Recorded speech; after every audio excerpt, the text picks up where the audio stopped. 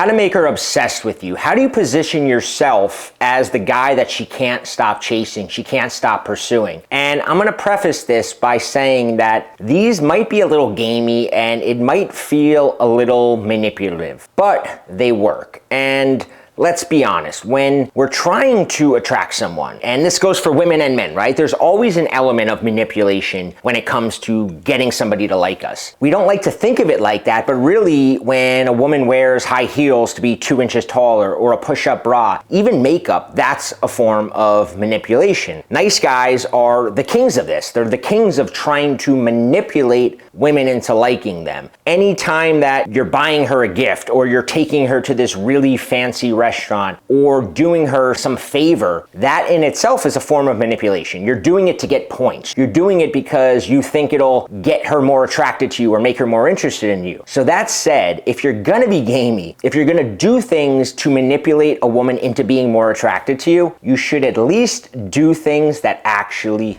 work.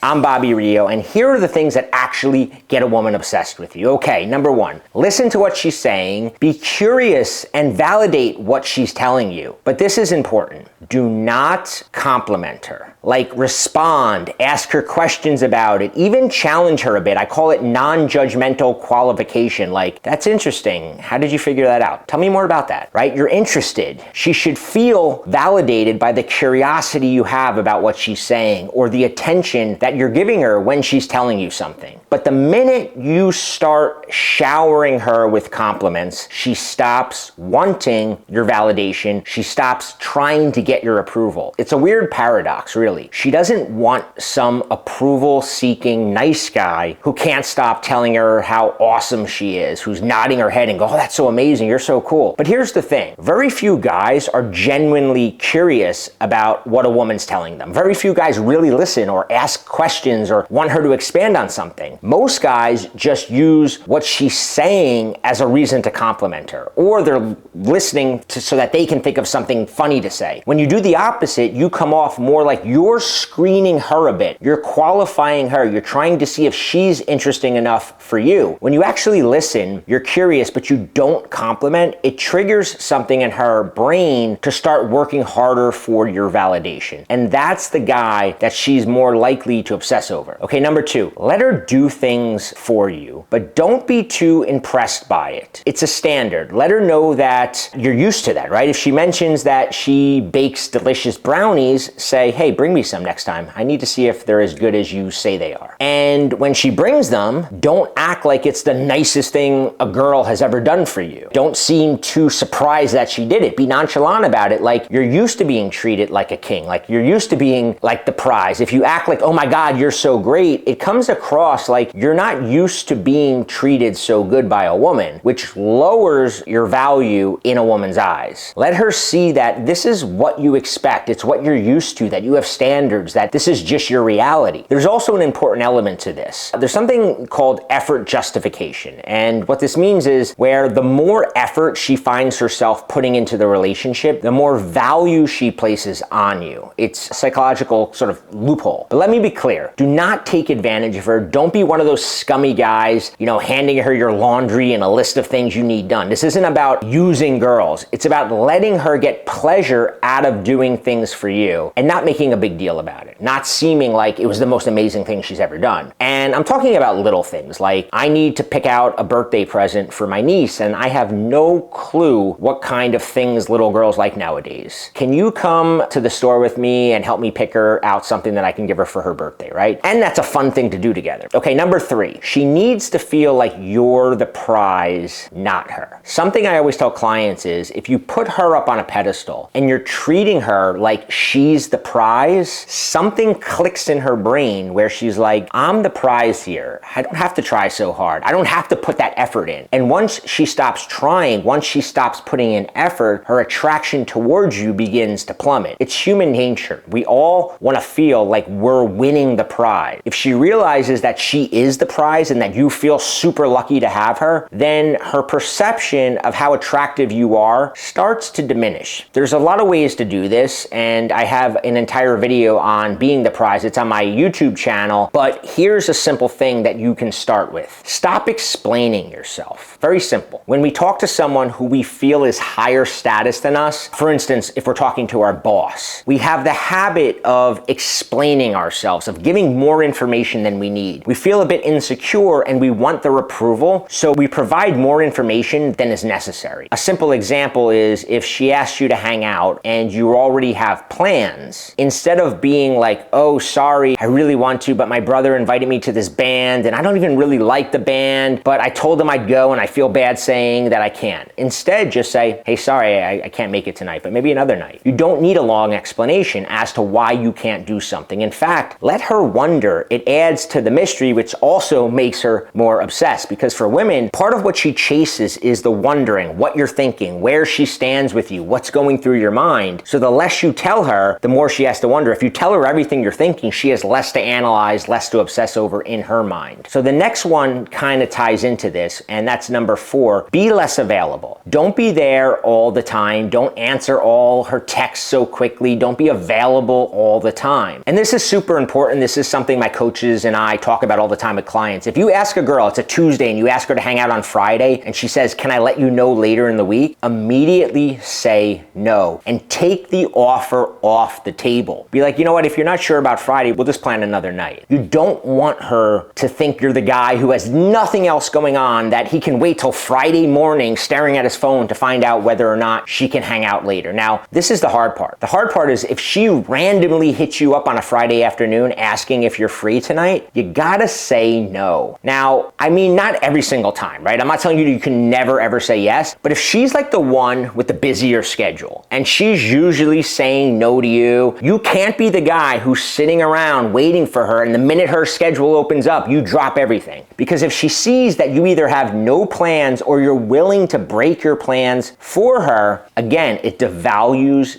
you in her eyes. On the other hand, when you're unavailable or you're hard to get out, your time is limited, you're literally the opposite of clingy, which is super attractive. And she begins to put a lot of value on the time that she does get to spend time with you. Okay, number 5, you need to be okay losing her. This is really important. Like if she's doing something wrong by you, or she's not fitting the criteria of what you need in a relationship, not respecting your time, or if she's just a flaky girl, or when you hang out with her, she's glued to her phone, texting her friends, be willing to walk away. Now, you don't have to verbally tell her, but she should be able to pick up on it. Because if she doesn't think that you're willing to lose her, she'll never respect you anyway. You'll never get the attraction that you want, because she has to feel like she has to put work into the relationship too if she's gonna be attracted. Now, it's gotta be like, I have my priorities, I have boundaries, and you can't cross them or else you're gone. Now, again, you don't say this, but this is what she needs to feel. She has to choose you, she has to choose to be in a relationship with you. So you have to be okay walking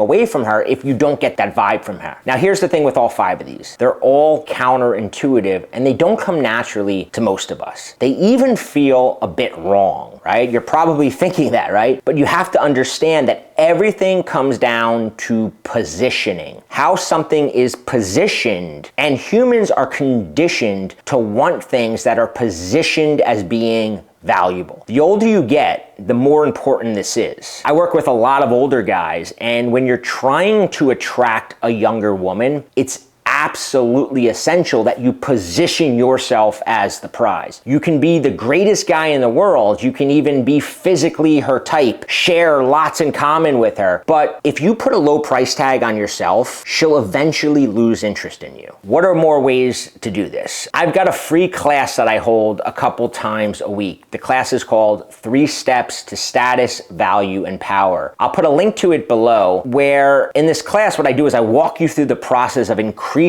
the value women place on you. Because here's the thing, everything about you can stay exactly the same. You can look the same, you can be in the same physical shape, you can have the same job, the same amount of money, you can be older than the guy she normally goes for, but you can change her perception of how much value she perceives you to have by certain tweaks to your attitude, certain things in your behavior that you do differently. Little things like I talked about here, but a lot more of them. If you've you've ever met a guy who really doesn't have a lot of concrete value, maybe he's average looking, average income, average at talking, yet girls seem to chase him, seem to obsess over him naturally, it's because he's doing things that cause women to perceive him as having higher value. Things like we discussed in this video, things that most guys don't pick up on, and things that I go a lot deeper into with more techniques, more examples in my free class, the 3 steps to status, value, and power. There's a link to register below. It's free. There's a couple of sessions to choose from. And as always, if you like this video, hit like, subscribe, and leave me a comment and let me know what you want me to cover next.